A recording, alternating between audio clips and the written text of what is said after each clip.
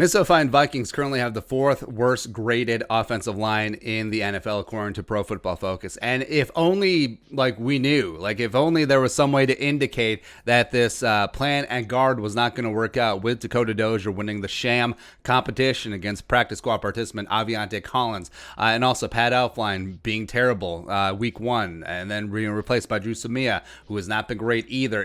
If only there was some way to know that the Vikings should have invested in free agency and or high draft picks that they actually would play on that interior offensive line to help supplement Garrett Bradbury, Brian O'Neill, emerging superstar, as well as the competent pay cut Riley Reef, huh? If only there was some way to know, except every single Vikings fan with two brain cells yelling about it all offseason long, huh? Yeah, we've been there, right? Pat Elflein, bad at right guard.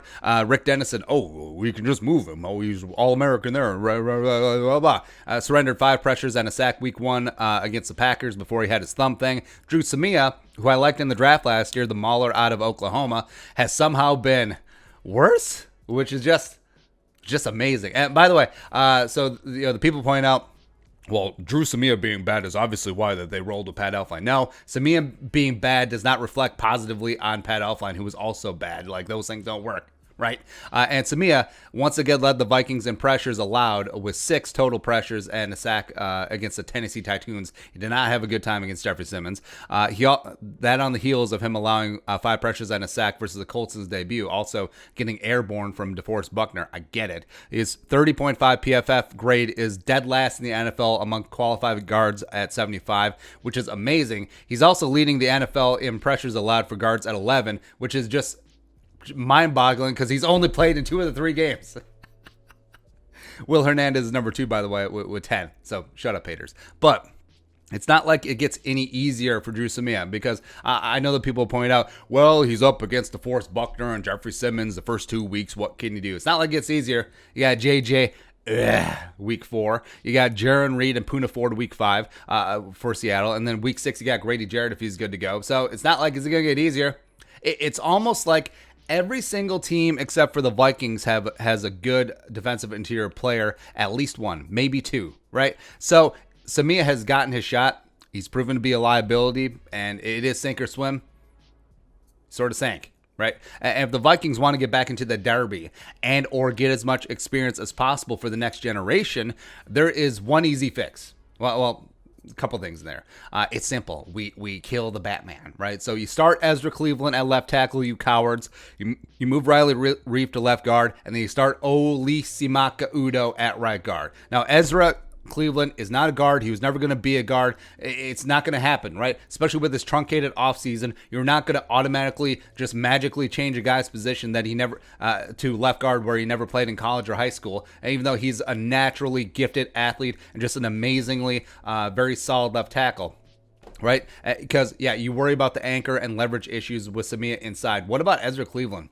Could be worse, right? And Reef, respect, has been very solid this year. He's only allowed 1 pressure and 0 sacks, but he's not the future there.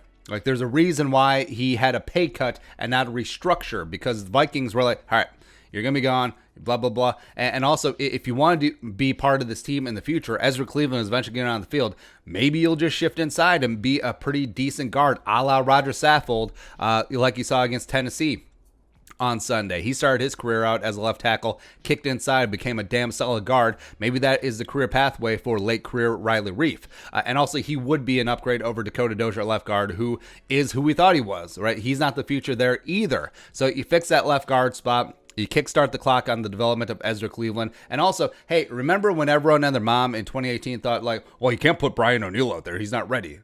And then he was ready. And now he's becoming one of the best right tackles in the game. Why can't that happen with Ezra Cleveland? Huh? Cleveland also drafted ahead of Brian O'Neill, but whatever. And then the Udoh at right guard spot. I mean, we're all for Drew Samia getting a shot. He's gotten his shot so far. Why not the same guy in the same draft class? I was like, but he was drafted 2 rounds later. Who cares?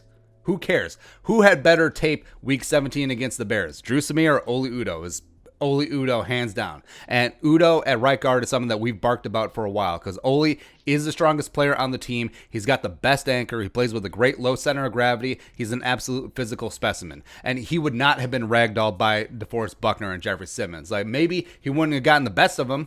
Sure, that's easy to say when you have two of the best defensive interior players in the league. Sure, but Oli would not be absolutely flat-footed embarrassed like Samia has been, right? Also, his movement skills are on par with Samia, by the way, and he can just get after it. So that's the easy fix. That is the easy fix with existing personnel. So outside of bringing Josh Klein back into the fold, or making a trade, or doing some Lulu whatever, or hell, start Kyle Hinton, you cowards. Get him in the mix as well. The only guy that you drafted out of your 15 record-setting draft picks who actually plays the position of need, Kyle Hinton. Well, even though he was a college left tackle, but yeah, whatever. You had a massive guard problem, and you draft 3 left tackles. By the way, how's that going to work? But yeah, whatever. Either way, fix it. The season is still early. There still can be some way to salvage this season, and or start getting experience for the guys who are going to be here for the long haul, because Ezra will certainly be here. Oli deserves to be here. I'm not sure if Drew Samia is going to be here. So fix it. Fix it, Dennison. Stop being so damn obstinate and fix it. But other than that, whatever. All right, so your thoughts. Fixing the Vikings offensive line. Let us know in the comment section below. Subscribe for daily Vikings takes. Want to support that work, pull some of the Venmo. But until next time, Skull, production value.